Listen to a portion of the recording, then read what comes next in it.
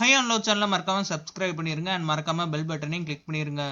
Hello all welcome to my channel. So இன்னைக்கு எபிசோடுக்கான first promo போட்டாங்க. நேற்று எபிசோடுக்கு அப்புறம் பாலாஜி ரொம்ப டவுன் ஆயிருக்காரு. அதனால கன்ஃபர்ஸ் ரூம்ல கூப்பிட்டு கமல் பேசுறாரு. கோவம்ன்றது என்னோட நேச்சர். ஏன்னா நான் கோவத்தை பார்த்தே வளர்ந்துருக்கேன். அது தப்பு இது தப்புன்னு சொல்றதுக்கு என் லைஃப்ல யாருமே இல்ல.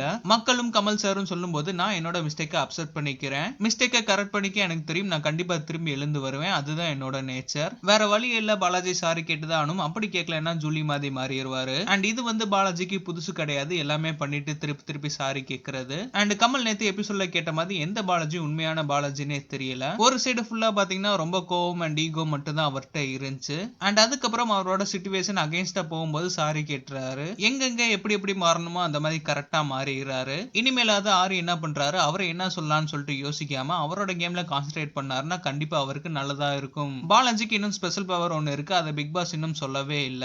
ஆரி மேல இருக்கிற ஈகோ அவருக்கு போயிருச்சுன்னா அவரோட கேம்ல அவர் கான்சென்ட்ரேட் பண்ணுவாரு.